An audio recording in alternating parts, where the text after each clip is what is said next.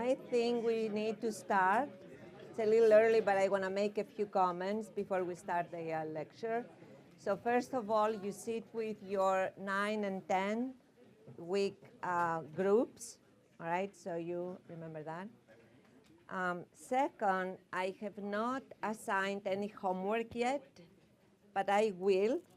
Maybe sometime today. I need to get a sense of what material we're going to cover. So without having, now we had a break of almost 2 weeks, and I did not want to assign homework for things that we have not done yet. So at least I wanted to cover today's lecture, and on the basis of that, I will assign one problem for a group.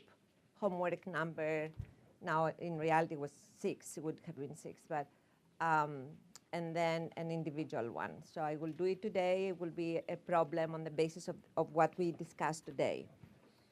And then next week is going to be a problem on the basis of what we have discussed this week. As you know, we were closed for 2 weeks. I hope that everybody came back safe, I have to say, considering all of the fires we had.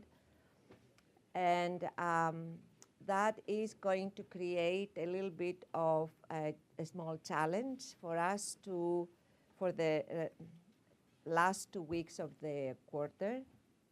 So I will try to cover transmission lines as well as I can, because they will be fundamental for 130B. But there was material that I put on Canvas. For you who plan to go to 130B, I would suggest that during the holidays, you look at the material, and I will give you extra problems to solve so you go there prepared.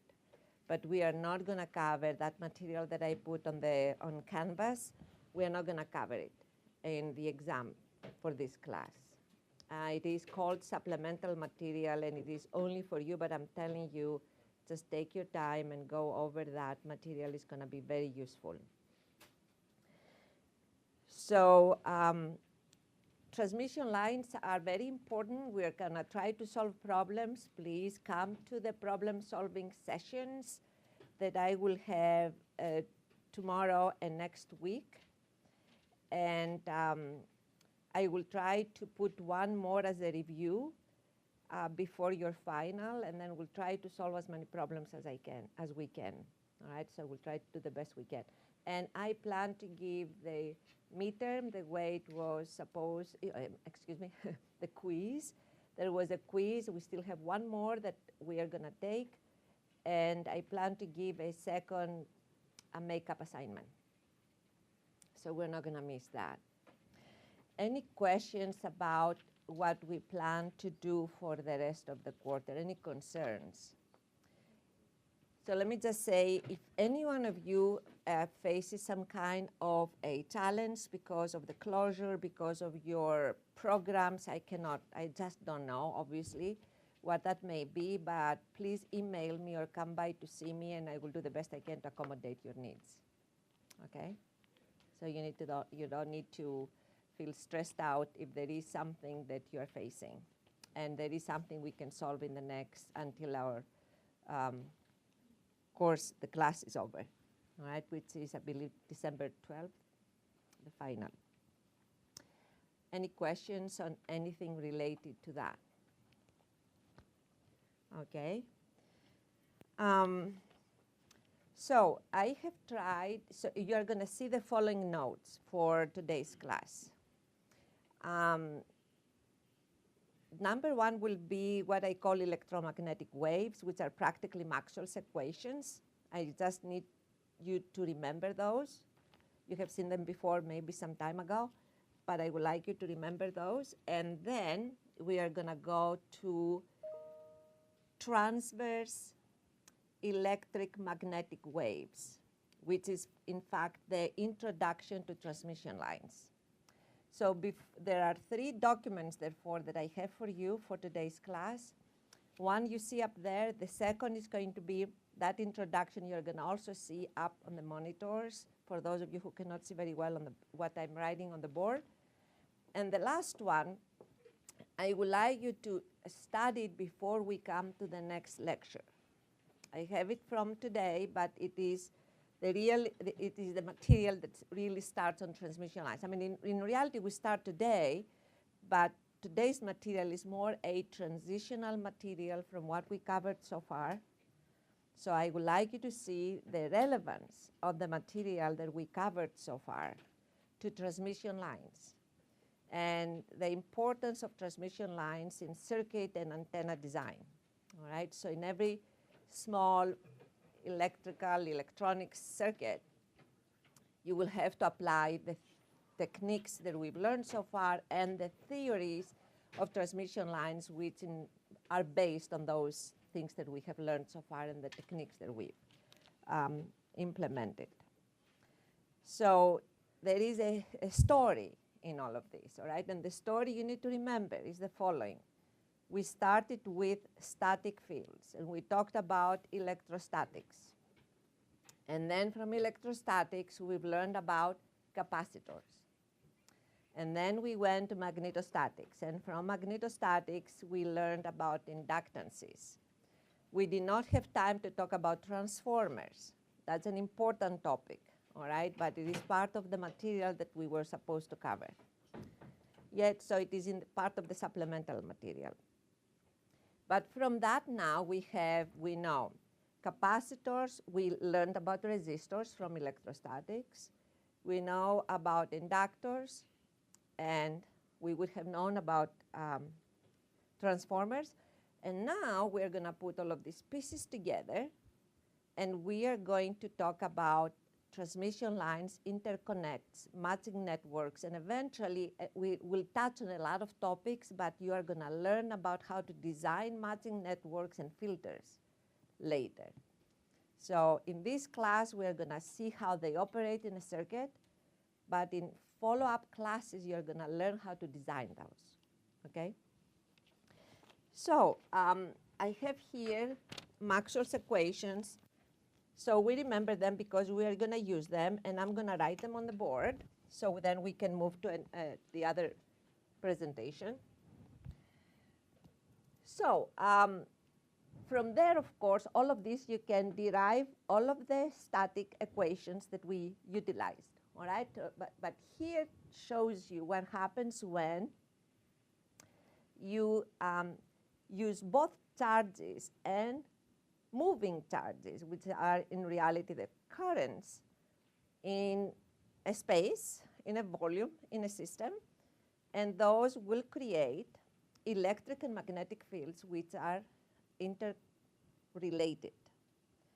So if you have a charge that is moving and also stores in places, this charge is going to create an electric and a magnetic field because the movement implies a change with time, all right? So when there is a change with time, which happens when charges are moving, then the electric field that you create has a curve which is equal to minus the derivative, partial derivative of B with respect to time. All right, in fact, where B is nothing else but mu h.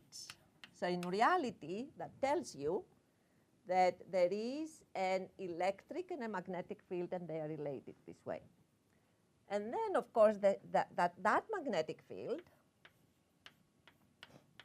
is going to be related to one additional entity, and then the electric field. So J is this conduction current, and this is the derivative with respect to time of the electric flux density, where D is epsilon E.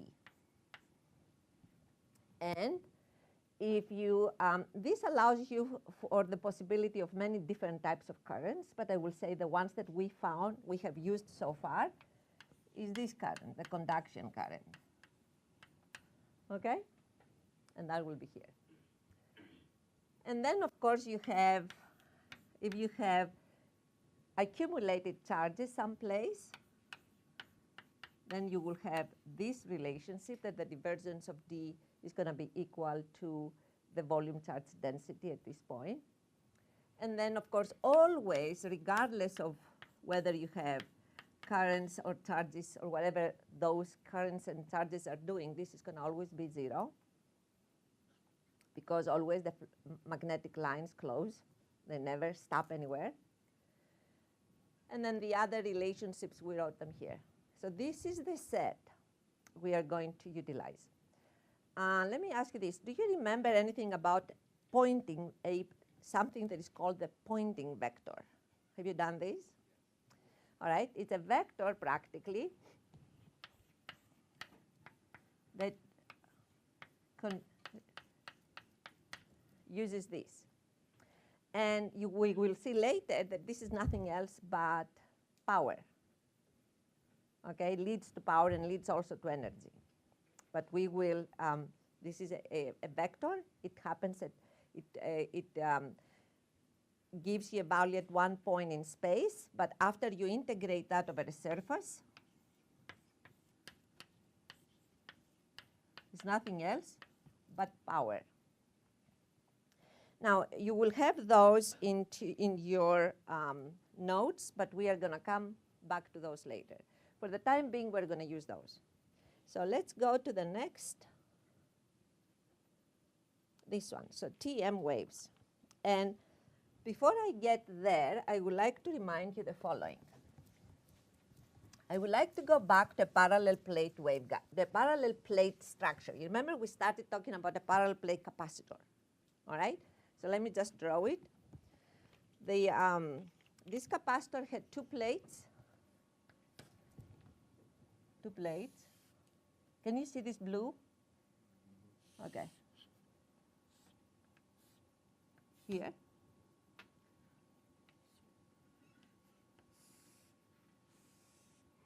And what we said at the time, we used it primarily to calculate capacitance, if you remember. And we said that there was a plus, either that we placed a charge there, positive here, negative there, or we spoke about connecting one of these to a voltage source. You remember that?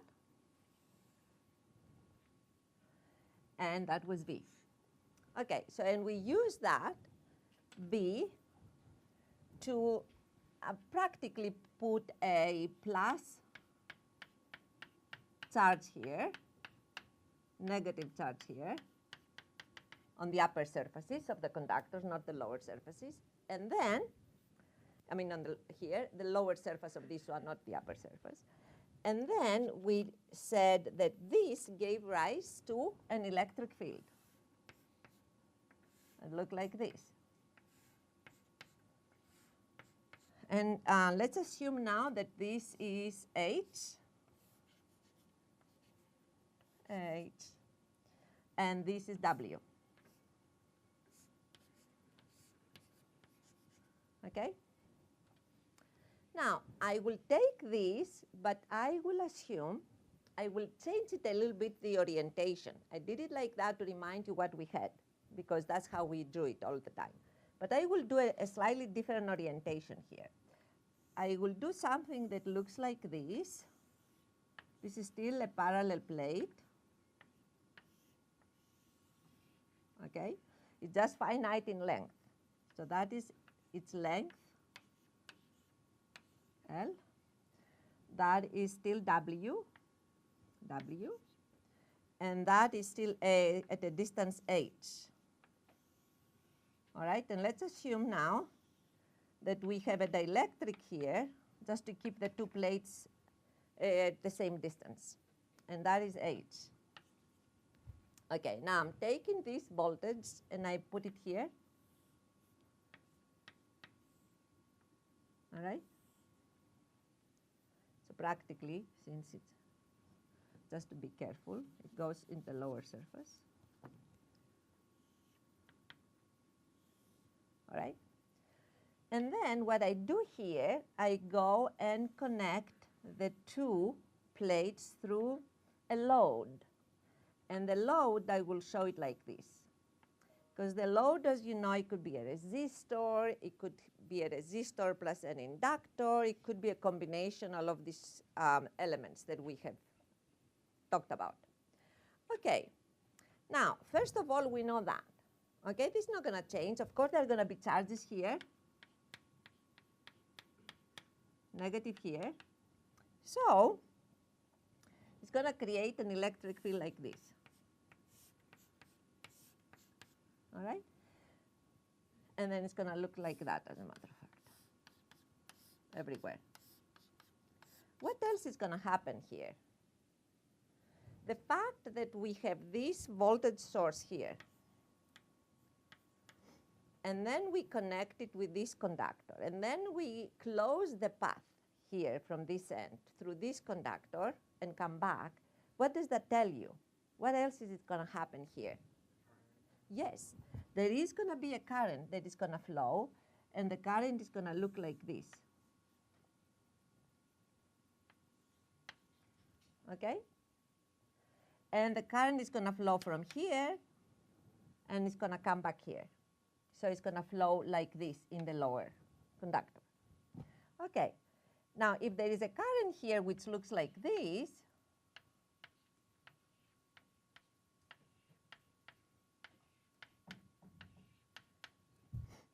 and then so practically goes like that. It's going to be like this, yeah. What is the magnetic field that you're going to see there? It creates a magnetic field, obviously. So how is it going to go? The current goes like this, so the magnetic field for this current is going to come like this. Do you agree? All right, with your right hand. It's going to come like this, okay? And that's going to be H. And the other was your electric field, E. E. All right. Now, since both the charges and the current came from the same source, that tells you that this E and H will be connected. They're not going to be one electrostatic field that has nothing to do with the magnetostatic. All right? There's going to be a relationship. And this relationship is going to be controlled by these equations. So, but that tells you something also interesting. What does it tell you? That the electromagnetic field that is created has, it looks like, all right, so this electromagnetic field looks like a static electric and a static magnetic, but connected. So the other thing that we know is that the current flows along this direction. So we are going to see, but we anticipate that there is going to be some movement along this Z direction. It's not like in the static case where your E field is going to be constant everywhere. It's going to be constant on the cross-section, though. All right, so your E field still, as we found with a parallel plate capacitor, is going to be here a constant, the same value everywhere, and H is going to be a constant, same value everywhere. So that is going to remain, but they will change along the Z direction. That is going to change. So going back to what we've seen, therefore we say that the two fields are vertical to each other, and they propagate, we will see. They're going to change, and they will move. They will change in a way that seems like a propagation along this Z direction. And so a field like that, where E and H, each one of them has one component. This is the Cartesian coordinate system. So each one of them has one component here. They're called, this is called a transverse electric and magnetic field. Okay? And we will call this a TEM. these fields are extremely important. Now, why am I saying that? A structure like this that has two metals, two conductors, and is excited by one source is going to always create an electromagnetic field at any frequency. There is not going to be, as we say, cut off, meaning there is a frequency where nothing is excited. That's not happening for structures like these. You can call them lines, you can call them waveguides because they create a wave that somehow moves.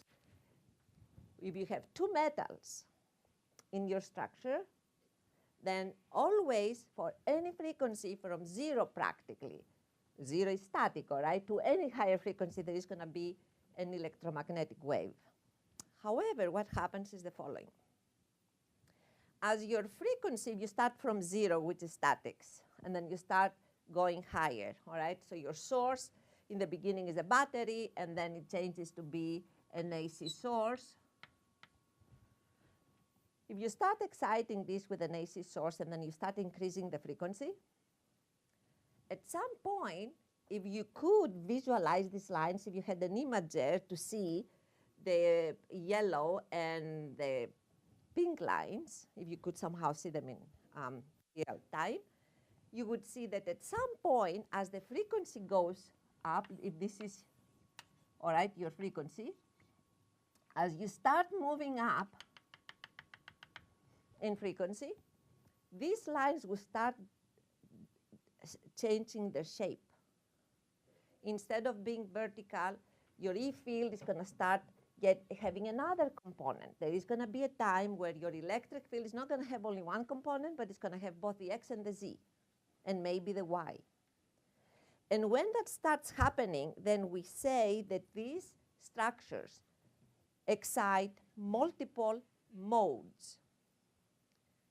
All right, multiple modes. So we don't want to operate transmission lines when they don't look like this. In all of the designs we have in digital circuits, in all of the circuits that you will see inside your iPhone, everywhere, in your computers, they all have interconnects and everything else that is printed, where the electric and magnetic fields look like that, with the exception of antennas. The antenna is the only element in a circuit where, and of course, antennas also have two metals, but is the only element in a circuit that does not follow that rule. Every other circuit, it has to look like that. Therefore, for every circuit, you have to operate it in what we call the TM mode, which is the fundamental mode. It's the one that you see from 0 frequency up. Now, since therefore we have already studied this structure, what do we know in a structure like that? We can calculate capacitance. We have already done that, okay? You can calculate the capacitance for this. It's going to be the same. You can calculate an inductance. I believe we have done this. You can calculate a resistance. We have done it not exactly in this, but in a similar structure. So practically, this structure with all of the parameters that we calculated can be utilized then to help us use it as a transmission line, okay? And of course, this is one type of a transmission line. We call it a parallel plate waveguide. But there are many other types that you will see in the notes. But we are going to use now this one to go from fields that we have learned to other parameters, which is in fact for a line, the parameters will be voltage and current.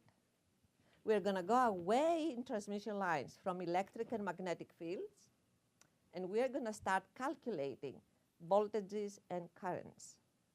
And that's how you're going to design interconnects. You never, if you design a cross-section of an interconnect, this is an interconnect, it's called, because it connects 2 points, all right, in a circuit. If you design the cross-section well, and how do you design the cross-section to operate here? The these lengths, h and w specifically, not L, h and w of the cross-section have to be smaller than 0.1 of the wavelength. Do you know how to calculate wavelengths? How? How do you, what is the relationship between a wave, if you know the frequency, can you find the wavelength? It's 1 C. Exactly. So lambda f, where c is what? The velocity of light in that medium. Okay, if it's in free space, it's vacuum.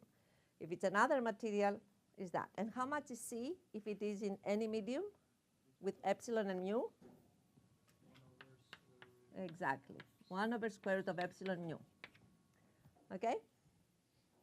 So if I give you a frequency and you can find the wavelength, your geometry has to satisfy that. And as a matter of fact, I will say for a good rule of thumb, you go as low as you can, as low as you can in comparison to this number. The lower you go, the better off you're going to be in terms of having a clean TEM mode. And then you're not going to have any parasitics, as we say, things that will destroy your design. These are the parasitics. What are the parasitics? Parasitics could be a capacitance from an edge. You remember we have all assumed that there are no edge effects? Well, that is going to be good and true if these numbers are very small. If the numbers start going here and above, then you're going to start having capacitances here. All of the edges will give you capacitances. And that is going to really ruin your design. You're going to design something and it's not going to work if you make it in the lab. So with this one now, we are going to, the things that I have on up there. And we're going to come back to this. But now we are going to focus for some time to writing to see how we move these equations to a voltage and current. And first of all, let's take our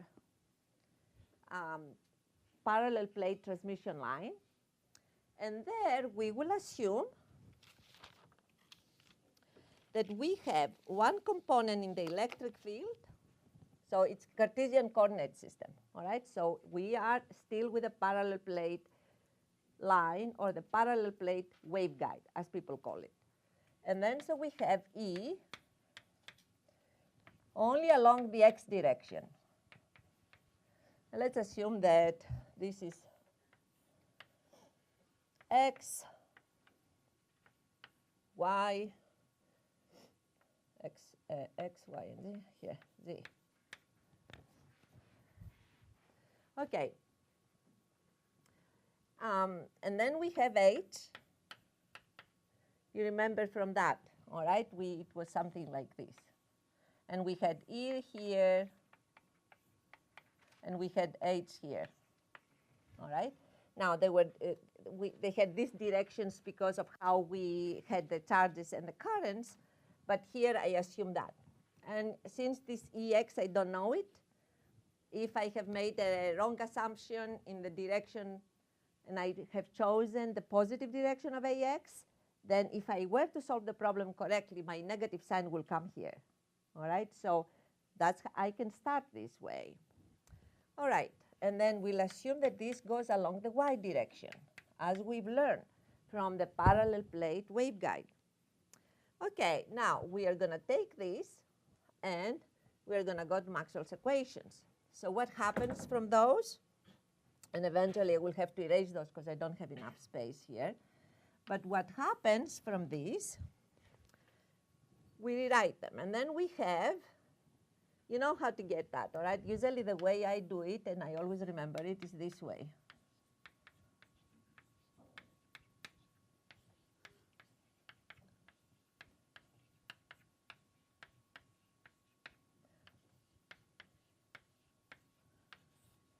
Okay? And then that has to be equal to minus mu, and then h is theta hy over theta t ay along the y direction. And then here, what does this give me? A sub x is going to be 0. A sub y is going to be this minus that.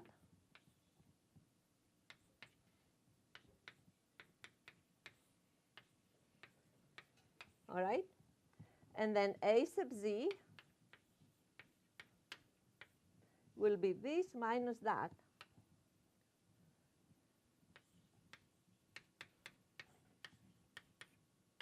Okay, and then this is minus mu theta hy theta t ay. All right, what does that give us? That gives us two important equations, which in fact you can argue, I can argue with you that one of them we have seen before. So this, first of all, is going to give us a plus. Okay, so we have here theta ex theta z equals minus mu theta hy theta t. And this is from the y components. And then this is 0. What does that tell us? That theta ex over theta y is 0. What does that really mean? That ex does not vary with y. But we have already seen that, you remember? When we did the static solution in the parallel plate waveguide, we found that E was a constant, at least on the cross section. And that's what also we are going to find here. So this is the first one we have seen before. And then, of course, we have this here. And what we have now, which we did not have before in the statics, now we have a partial derivative with respect to z. All right? And that z component for us in statics, it really did not exist because we assumed that we did not have propagation along the z direction. All right? We assumed that the field was static. Nothing moved. All right. Then we do the same thing in this one, and we assume for the time being, let's assume here that sigma is 0, just to simplify things. So what we have also is these two equations. The theta hy over theta x is 0. So that shows you something we have seen before. And then that theta minus theta hy over theta z equals epsilon theta ex over theta t.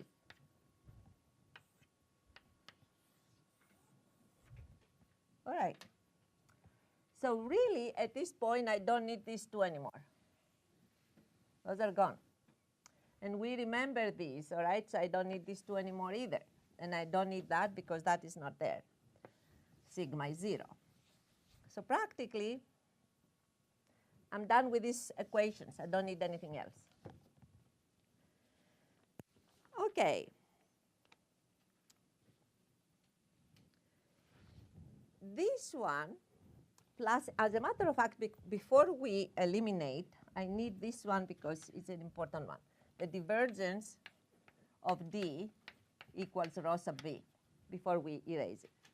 Let's assume that we don't have any additional charges here, all right? Assume at this moment that it's a source that sends the current, sends the charge, and so forth, but we really don't have anything additional. So at this moment, inside, on the cross-section, this one is 0. The cross-section does not, the material does not have any of these charges. So we have inside in the cross-section that this is 0. Now, E or D equals epsilon E. And we have said that E has only one component, which means that this one tells us that theta Ex over theta x is 0. So now what are we learning just so far? That this is 0 and this is 0. From these two, we learn that if we have a parallel plate waveguide here, which we have excited with a voltage, which may have a time-varying source, excited by a time-varying source, and then looks like this, and then it's terminated somehow at a load somewhere later along the z direction. We learn that this electric field, as it was in statics, is independent from the x and y parameters, all right? Independent of those. And the magnetic field, also the same, which is along this direction, is independent of x and y. That's what we learned. So practically, this one, what we've learned from this, and I can erase those. Let me move to the next one.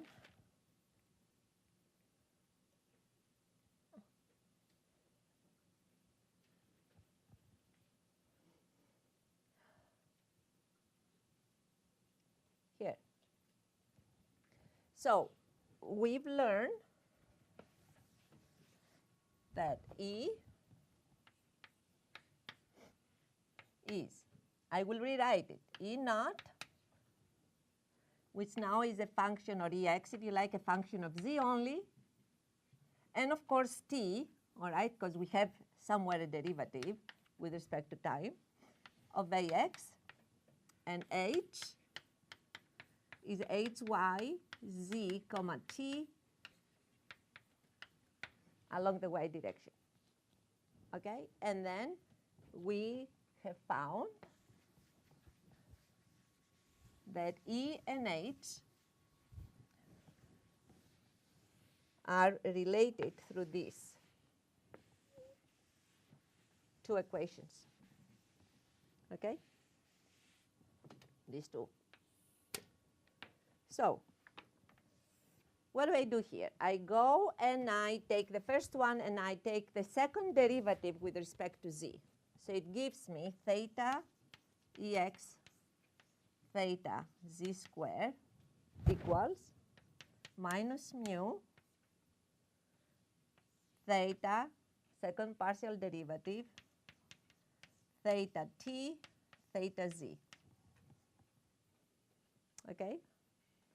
And then I find that theta squared Hy theta z squared equals epsilon. Well, I'm not going to do that. That later. I need that. In fact, I need, what I need here is theta squared Hy theta z theta t. So I take the partial derivative with respect to time in the second equation, and that is equal to epsilon theta second partial derivative of Vx with respect to time. Okay, so from these two, if I replace this by this, what I get is the following: minus theta squared E over theta z squared plus epsilon mu second partial derivative of Vx over t equals 0. And I find a similar equation for H, identical as a matter of fact.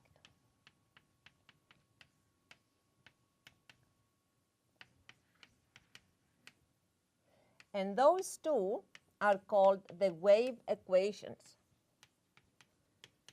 So we are still in a parallel plate structure, parallel plate line, you can call it waveguide. And now we have come to realize that when we excite a parallel plate waveguide with a source that varies with time, we have two connected fields, electric and magnetic, but on the cross-section, each of the components look like the static components of the electric and magnetic fields. And there is only one Z dependence which we will have to calculate.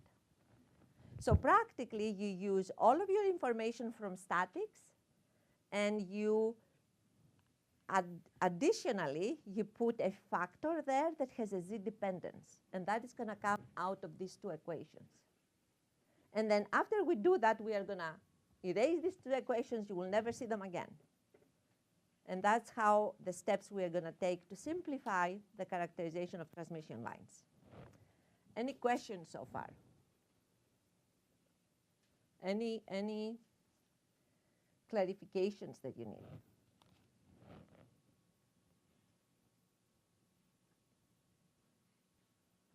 Okay.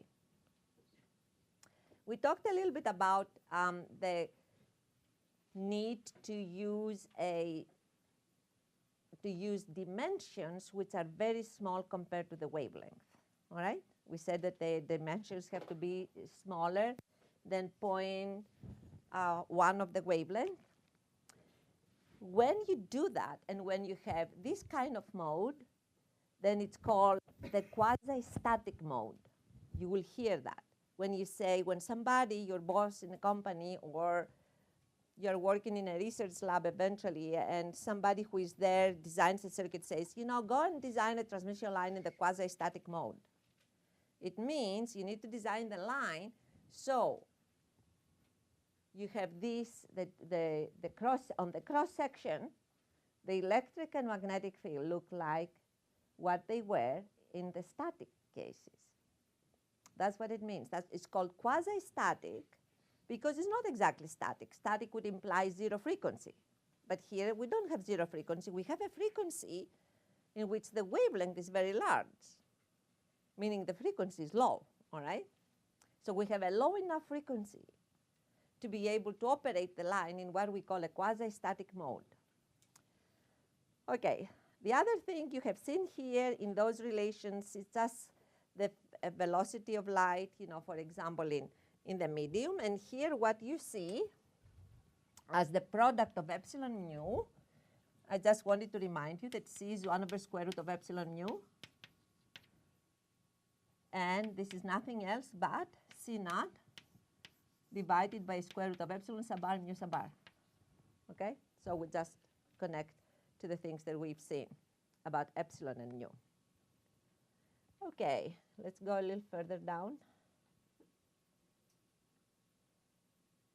Now we are back in our parallel plate waveguide. And since you have it up there, I'm not going to draw it again. But I would like to go away now from my fields. I would like to leave the wave equations behind us and try to simplify our parameters even more. And why can I do that? Because I know that my electric and magnetic fields do not depend on the geometry of the cross-section. Meaning, you don't see a W here, you don't see an H there. Okay? So it don't depend. And therefore, I can replace them by voltage and current. And I will take this out here. This one.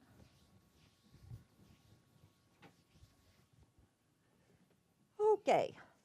What do we know about the parallel plate waveguide? How much is V?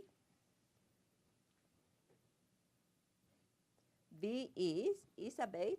In fact, if you see that, you remember V is minus E dot dl. Well, that will give you E sub Y times H. So H comes into V. So practically, your E sub Y equals V divided by a constant. And we have also found in the same, when we did magnetostatics in the same structure, we found that WH from Ampere's law was the current I, and therefore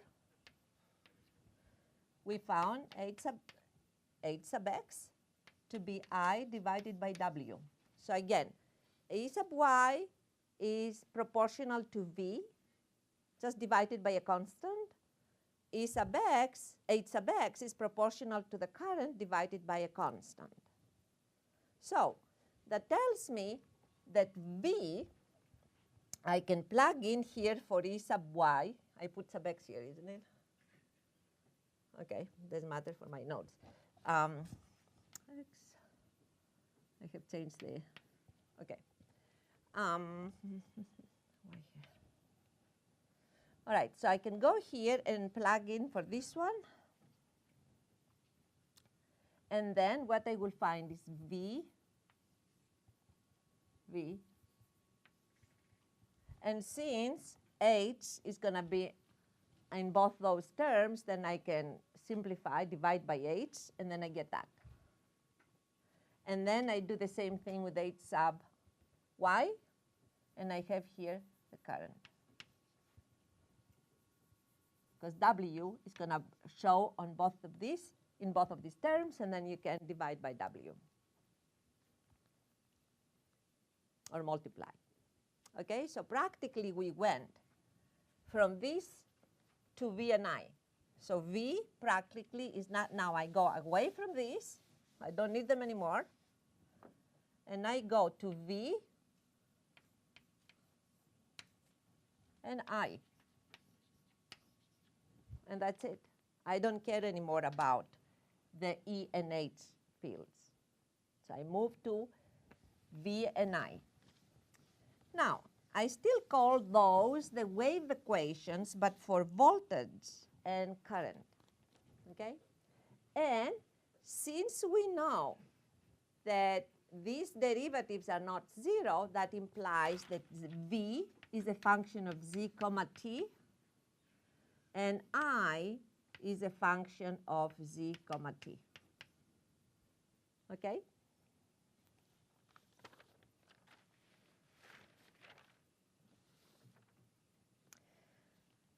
Now, I have some equations there for the lossless case, but I suggest that we are I mean, of course, you can always derive the lossless case when you have a more general medium, all right? So you can always do that. But I will assume at this point that I will skip that. We'll come back to it, obviously, but I will focus more on the variation of my V and the current that is produced with respect to time, all right? And now I will assume that my source is monochromatic. What does that mean? What is one single frequency?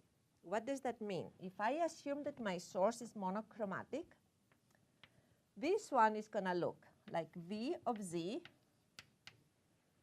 And then sometimes I use the same, but the reason I don't worry about using, maybe you can make it a little bolder here to differentiate, because eventually we are going to drop all of these things and we'll simplify even further, all right? So I make it bold here, so you see that.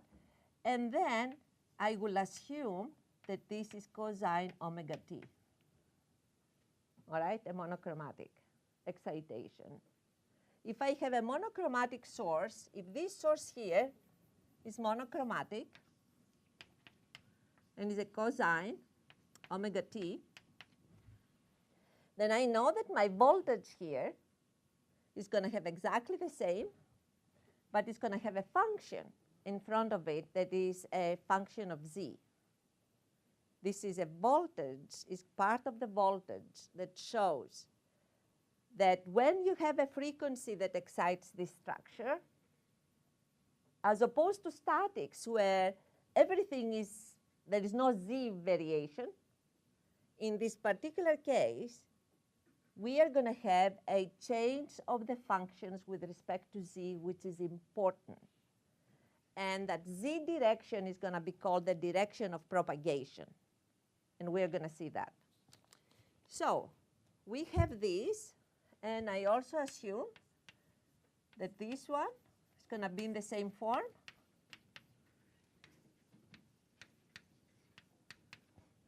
Okay? And let's see what happens to that one. Either one will only work on one, and then the other is going to be identical. So here we're going to have minus the second derivative of this v with respect to z. Okay? And then what happens if you take the second derivative of a cosine? Minus omega square and the rest. Okay? The same. So it's going to be minus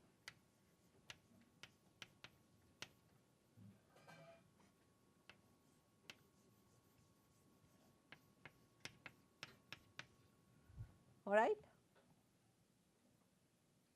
That's what happens if I take this one and put it here. And therefore, I don't need to have minus and minus. I will remove this and make this plus.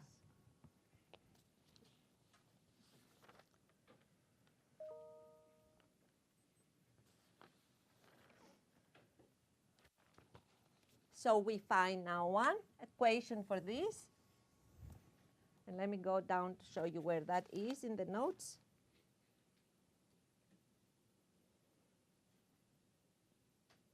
Here.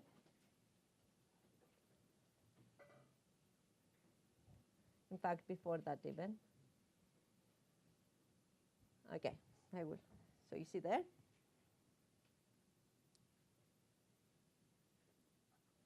I missed an omega somewhere here. I don't know. I have to correct that, all right? So I see now that I have missed an omega in these two equations, number 6. So I will correct them soon, before you go home in the evening. But this is how they look. Okay. Now, at this point, we are going to pause a little bit, because there is something here we don't like. All right, the problem we don't like here is that if it's a first derivative of cosine omega t gives us a positive, if it's second derivative is going to give us negative, and then that really change in sign can be problematic. So we move from time varying quantities, which are all real, into what? Into phasors. All right, and how do we do that? We say, if I look at this one, so let me look at the v, z, comma, t that I have in this form.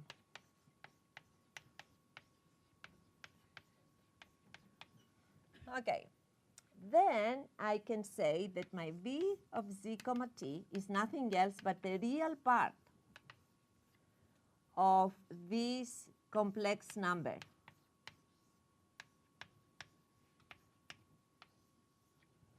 Okay? And if I do the same for I,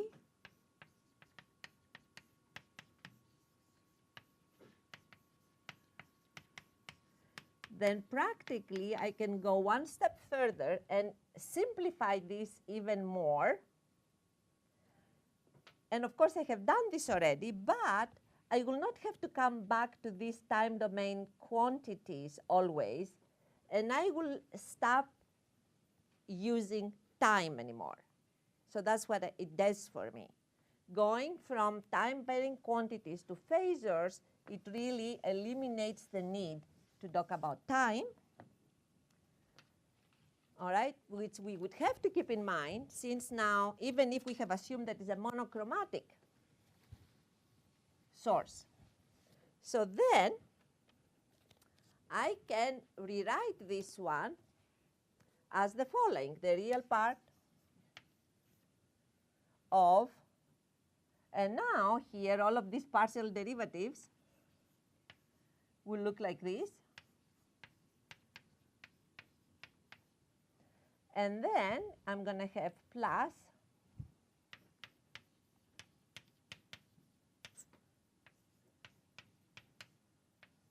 equals 0. All right? And I will forget even this one. So practically, I'm going away from time. And I will only remember these relations when I have to. So now we are going away from time-varying quantities to the phasor domain, where everything is a complex number. Okay, and this is 0. What do we find from this type of equation? First of all, we now introduce a few parameters. We introduce what we call the complex propagation constant.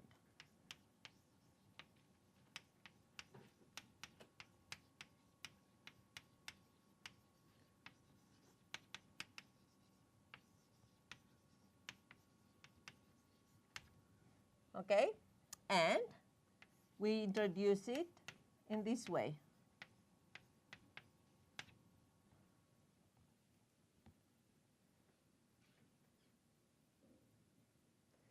And from here, what do we find? That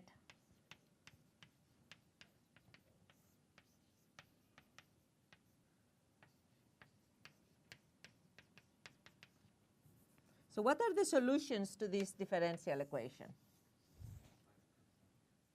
We are done with the sines and the cosines. We don't have sines and cosines anymore, but we have exponentials. So there are two fundamental solutions to this equation. One is what I will call the V plus, and I will explain why, of V of Z. There's no time dependence anymore. And this is going to be V naught plus e to the minus gamma Z. And then I have V minus Z, which is V naught minus e to the gamma Z. Okay? What happens to gamma if all of these, I mean, the way I have it, of course, assuming that in my phasor domain, epsilon and mu have no losses. If they had losses, it would come in there as a J. It would come as a complex number. If I have now, when I move into the phasor domain, all right, losses in a dielectric looks like this, makes that epsilon to be that, in addition to sigma that I can have, which I don't show it here. And then losses in the magnetic will look like this. Okay? But assume that I don't have losses now, because that's the direction we are taking for the time being. Assume that epsilon and mu, assume that epsilon comma mu are real constants and sigma is 0. Okay? If we make that assumption, what number is this one? This is a negative real number, which therefore tells us what kind of solutions we have for gamma? Only two, plus or minus j omega square root of epsilon mu. Do you agree?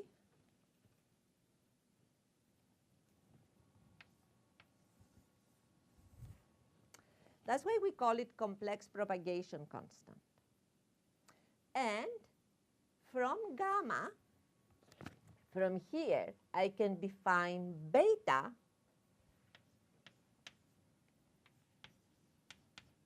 which is omega square root of epsilon mu, and it's a real number. And it implies that if I do that, gamma is going to be plus or minus j beta. Okay? Let me go and show it to you.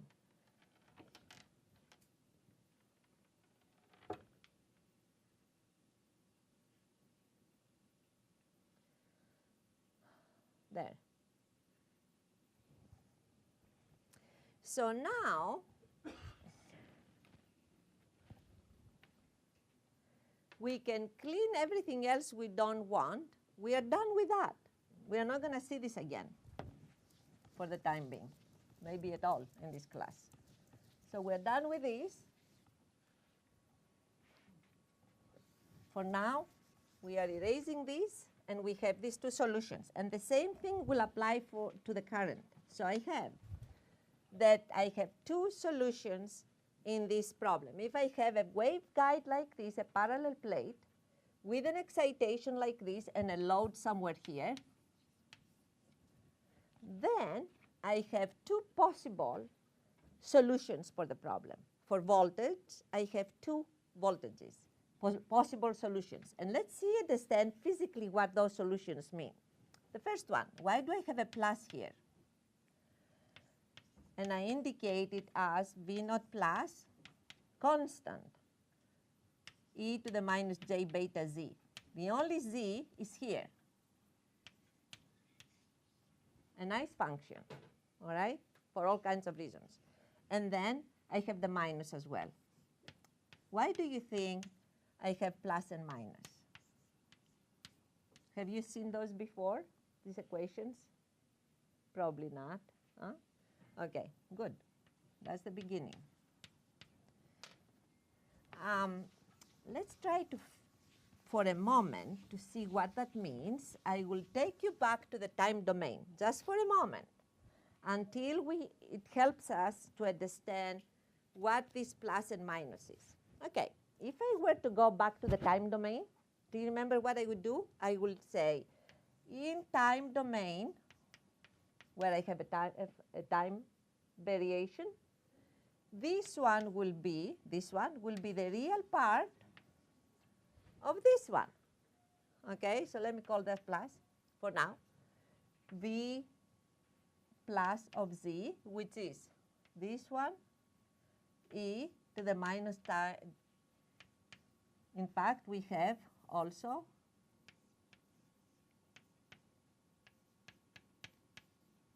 you remember the j omega t from the definition of the phasor? Remember that? The phasor, in fact, I don't want to skip. I'll put this here, which is this. And then do you remember we had the j omega t here when we defined the phasors? Okay. Now, if I take these two together, what is going to give me a real part of V naught plus e to j omega t minus beta z. Okay, which in fact would give me what? V naught plus, assuming that it's a real constant, all right, for the time being, let's assume that, is going to give cosine omega t minus beta z. Okay, cosine is nothing else but a harmonic function, and goes like that. Okay, that's your omega t. For t equals 0, z equals 0, it's right here. Now let us take the following thing. I would like to select one point here. Let me select this point, my point A. All right? When z, and maybe I could go from this one just a moment to make it easier. Let me start with in the beginning and take the peak of the function, and I call that peak A. And then I can follow this A as time goes by for different values of t and different values of z. You will see that as time goes by, this A starts moving forward. But this is from an observational point of view. Mathematically, if I want to find where does this A go, and if I call this phase phi sub naught that corresponds to the phase of this point A, I call this, therefore, the point that has this constant phase. I want to see how this point moves. What do I have to do to see how it moves? I have to take the derivative of this with respect to time. If I take phi naught derivative with respect to time, And assume that this phase does not change. That's the point of constant phase, all right? It's going to be equal to what? 0. Okay. This is my point A. So if I take the derivative of this, what I'm going to get with respect to t, I get that omega equals minus beta z dt equals 0. What does that say? What is dz dt? What is dz dt? Velocity. dz dt is velocity. And what do we call it? The phase velocity. Why do we call it the phase velocity? Because it's the velocity, all right, that comes out for this is the velocity by which this constant phase moves in space as time goes by. And this is which is called the phase velocity equals omega over beta. So that tells me that in this wave, this point of constant phase will move this way for the v plus. And if you do the same thing for this one, it will tell you that for the negative wave, it will move this way. That's why we put a positive here and a negative there. All right? And positive is a negative, do you remember? Here. Minus is a positive here. So there is a physical explanation, all right? And then we need to take a break, so you take a, because I see it's a little too much of a lecture. So we need a 5 minutes break. But this one, I would like to stop here for a moment and tell you what we've done. I want to summarize what we've done today. We took the parallel plate structure that we knew from electrostatics and magnetostatics. We assumed that we excite it with a frequency, so a time-varying source. We moved through the equations of the electric and magnetic field. We assumed that those on the cross-section look exactly the way we found those fields in the statics case. Then we found that we can replace the fields with voltage and current. And then we found that in a line like this, when I excite it with a monochromatic source, I operate it in the TM regime, quasi-TM, as we called it. Then and it's no losses, there are no losses in the system. Then we have two possible solutions for our voltage. We have one that goes in the positive z direction. We have another that goes in the negative z direction. Now you can say, okay, all of this sounds good, but how am I going to use these two separate solutions? So you will take a break, 5 minutes, 7, and then we'll come back to talk about this.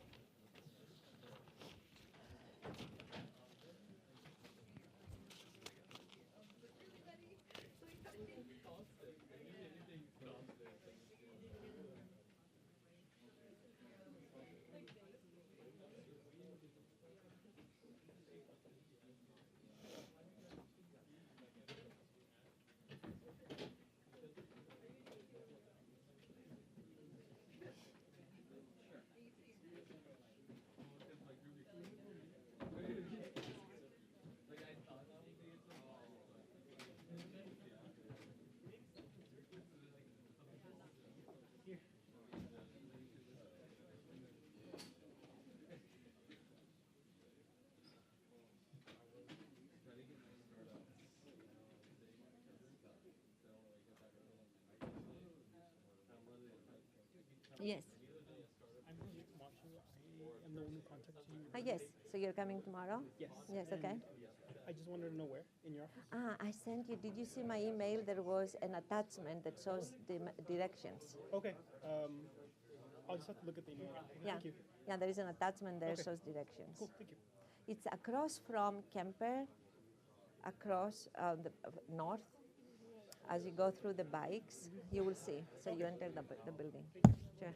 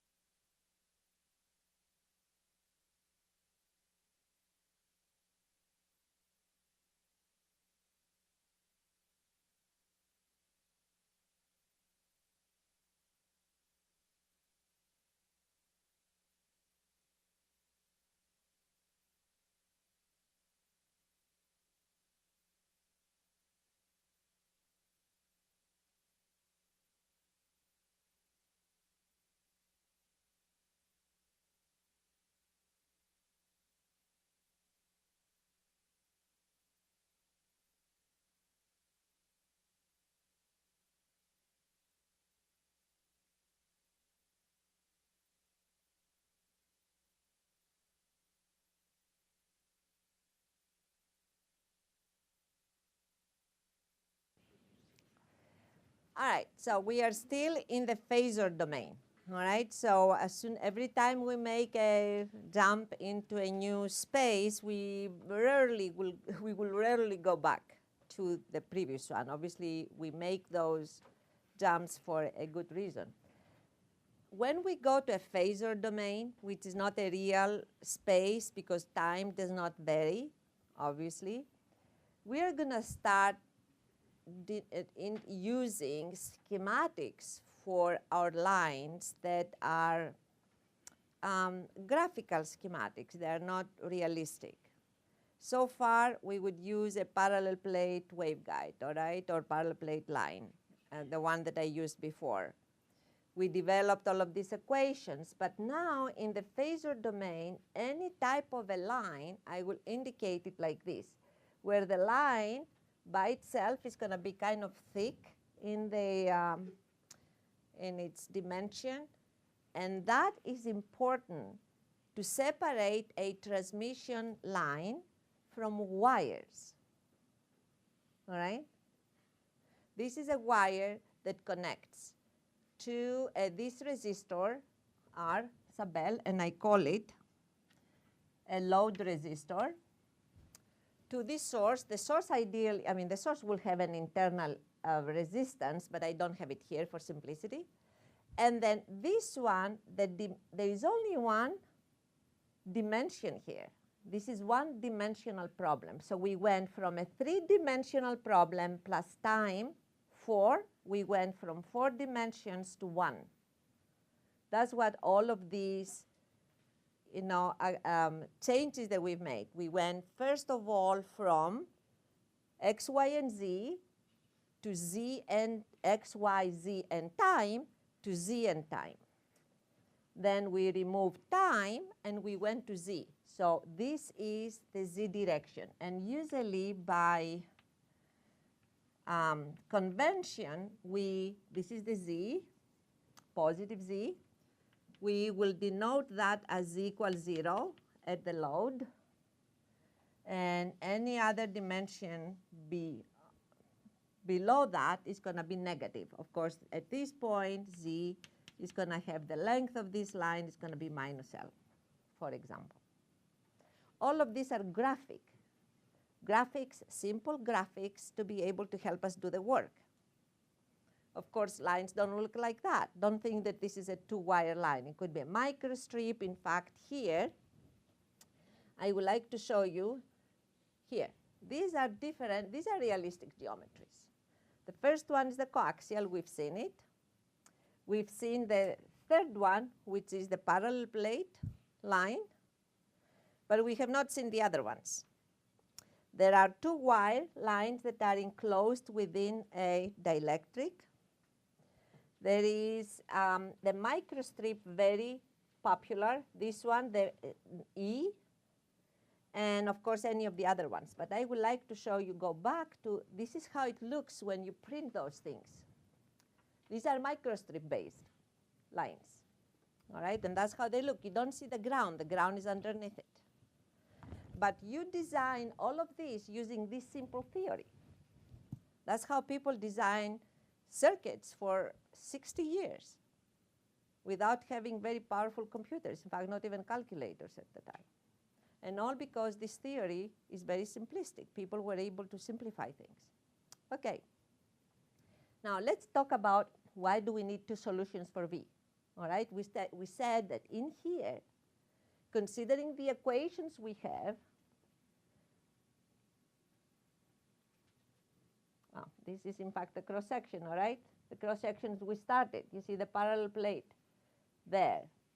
We started from that and we said, if this is either coaxial or parallel plate, because we've done both of these in statics, all right? Then there are 2 solutions possible here. Now, why are there 2? One is a voltage that goes this way, and that's my V plus Z, okay? And I will have another solution that comes like this, V minus Z, where V plus Z is a constant e to the minus j beta z, and v minus z is another constant, e to the j beta z. Why do you think, first of all, I need two solutions? Yeah, reflections. And where do we have reflections? And here. There are reflections on both sides.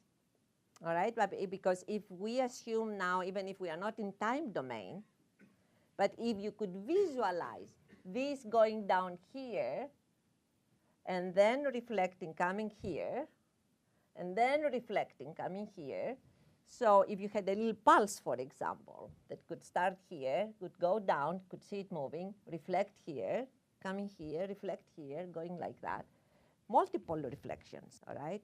And then at the end, of course, we don't show them because there's no time here. But we need these two so we can satisfy what we call the boundary conditions. What is the boundary condition? That we have a resistor here, and then we have a voltage source there. Now, can we specify V plus and V minus just by using voltage and not current? Can we do that? No. We need, in problems like this, we need both V and I.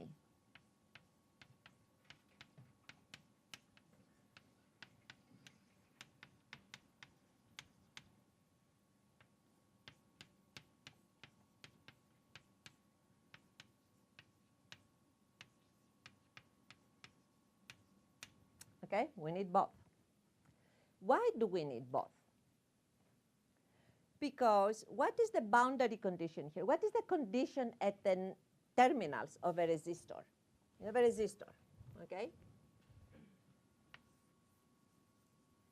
What do we know from circuits? What is the condition? There is a V, and there is I, and this R. What is the condition here? V, exactly. So your V and I at the resistor have to satisfy this relationship.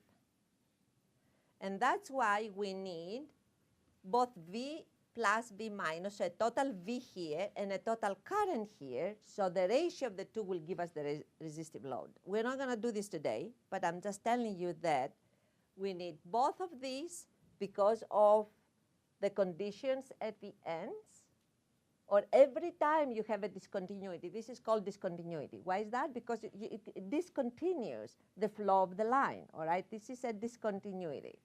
Every time you add something here, as we will see later, creates a discontinuity. Every time there is a discontinuity, we need to make sure that we satisfy the conditions there, which is continuity of current, and it's KVL and KCL practically. It's KVL and KCL. You need to satisfy those at every point where you discontinue the flow on the line. Here it is, we discontinue it because we terminate it, and then also we discontinue it here because we force the voltage, the total voltage at this point to be V sub S. Okay, so these are the kinds of problems we're going to solve from now on. However, before we start next time, we are not going to we are going to keep this picture in our mind, and we are going to rewrite, to redefine these two wire line in terms of R, L, and C. And these are the resistance, the inductance, and the capacitance of the original structure, okay? And this R, L, and C will give us beta, which is a propagation constant, and in addition will give us another parameter for this line, which is called the characteristic impedance, but we'll do them next time. What I would like to do right now is to give you, not on this material, but on what we covered previously, two problems on top hat. Will be simple, okay? So, now I promise These are simple. We have not done much anyways.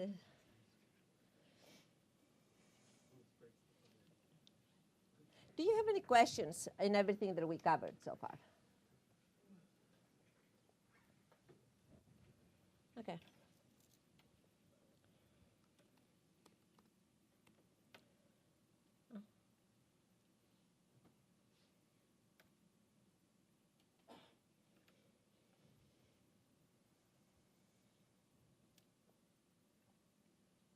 Okay.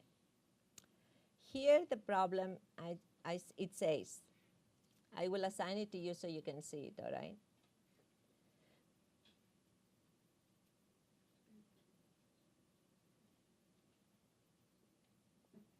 Do you see that? Do you see it now? Because it seems to be very small here. Let me see.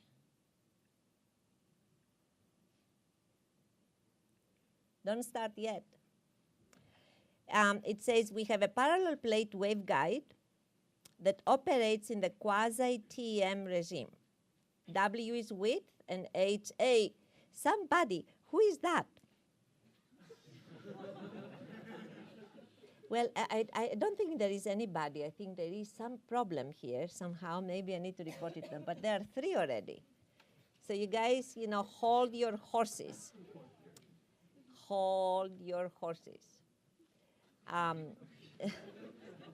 Okay. Well, anyways. So now, since you know it, I'm going to disconnect it and you go ahead. But it asks you to find the quasi, to find which of the 4 possibilities will give you a quasi-TM mode. Okay?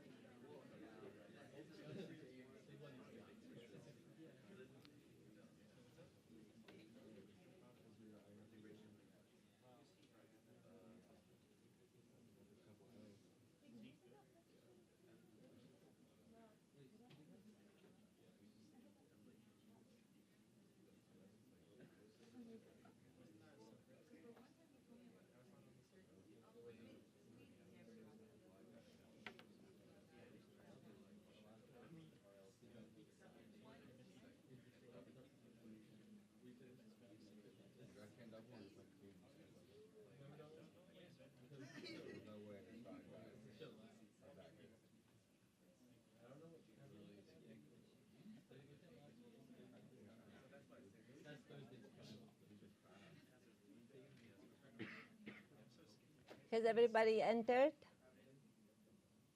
Yes? No? Yes? Okay, I will unassign it.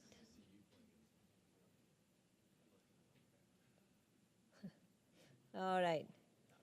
So,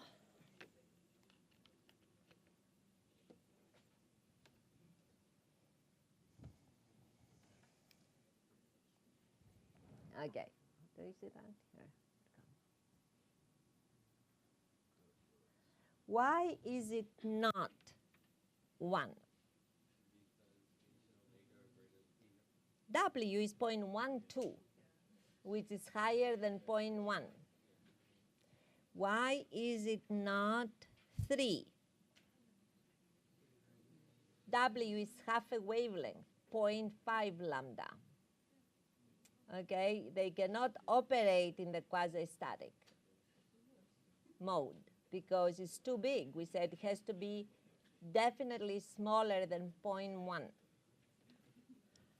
Okay, so those two who did A and C, please go back and look at the material. Okay, ready to go to the next one? Next one.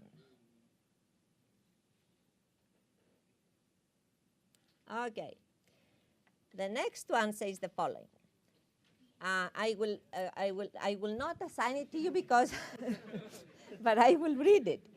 It says, consider a parallel plate waveguide or line, parallel plate line, like what we talked today, with W 0.05 lambda and H 0.0001 lambda, and with a dielectric medium epsilon, mu, and sigma, and with the plates out of a conductor with conductivity sigma 0. I could not find another. I wanted to put sigma C, but I could not find a C. So I put a sigma 0 for the conductivity of the conducting plate. So conducting plates are not perfect conductors. They have conductivity, though. Okay. I did not say I did not say they're not perfect conductors. I say they're given a conductivity. All right. So, when the question is, when does this waveguide? Well, well, can I say? I don't even write well. When is this waveguide lossless? And it's 6 different options. All right. So if you try to not look at grammar, go to 1 to 6 and then select the correct one, and I will assign it.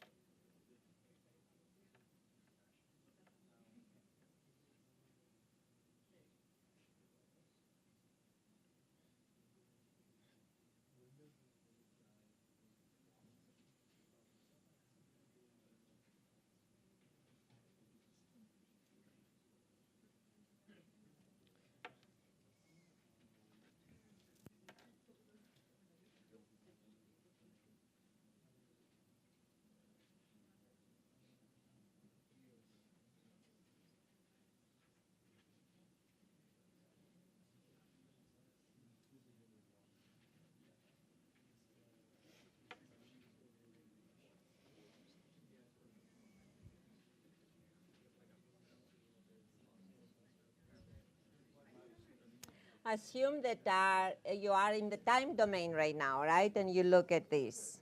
So assume that I gave you this parallel plate line, and we are not in the phasor domain. We're just in the real space and time domain.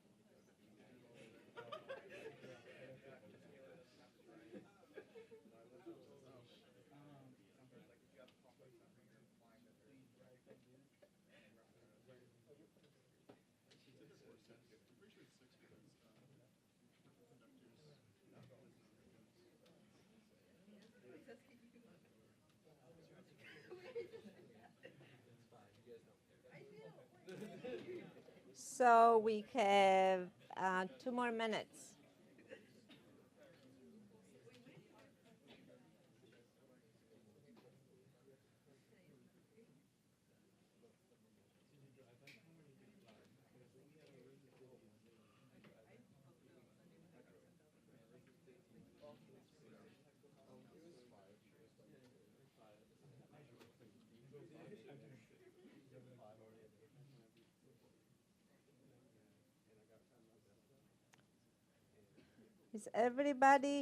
Has everybody entered their selection? Yes, no? Okay. Yeah, we do. I just wanted to make sure how many.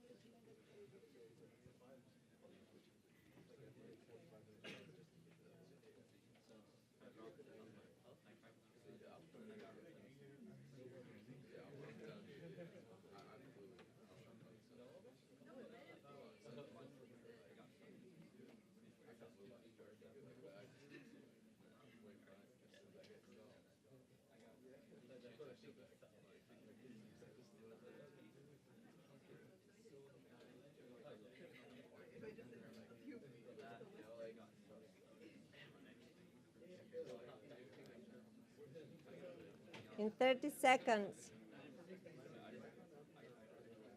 I'm going to unassign it in 30 seconds.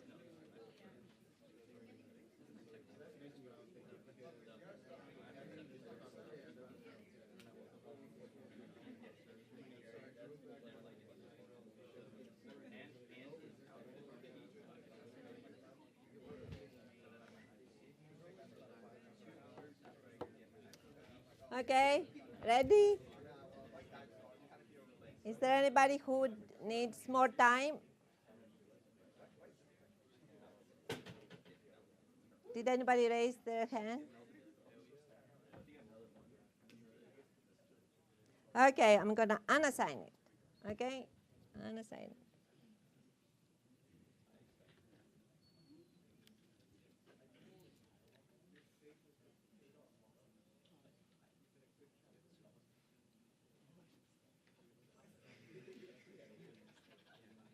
Let's see.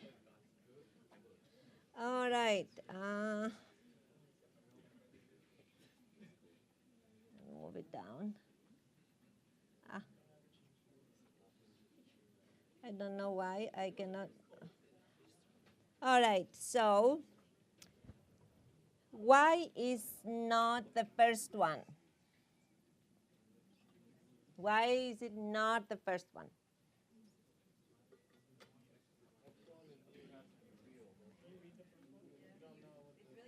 Because you don't know the rest, all right? I only told you that epsilon is scalar, but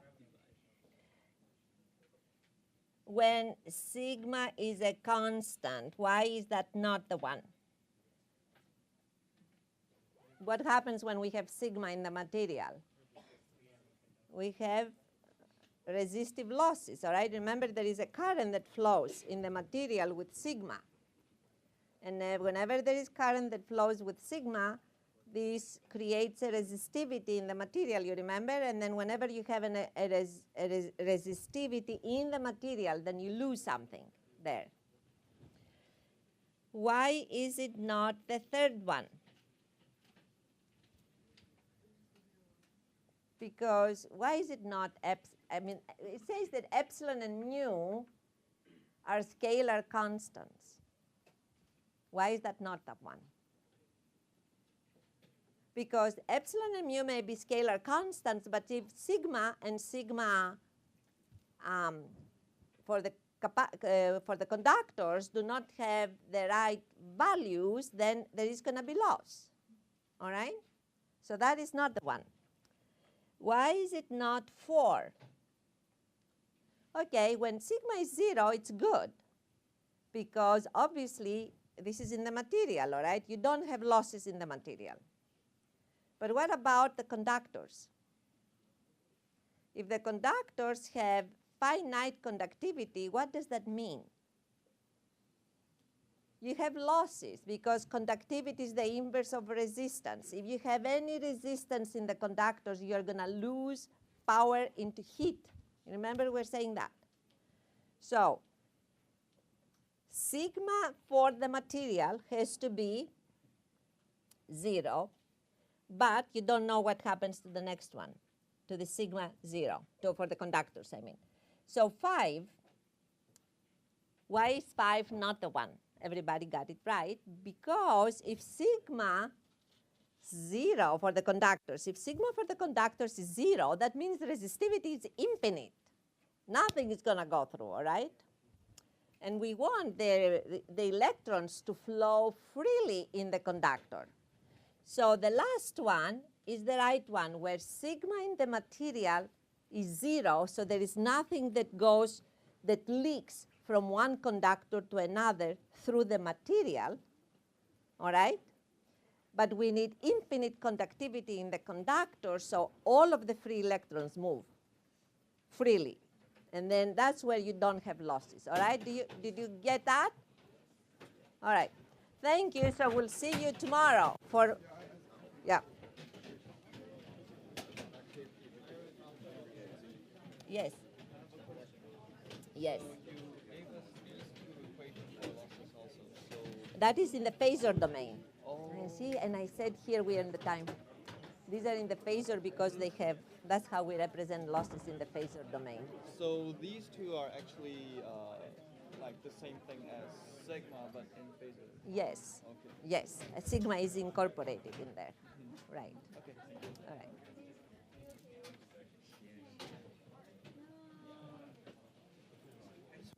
For the quiz we have next week, Yes. that will cover this week.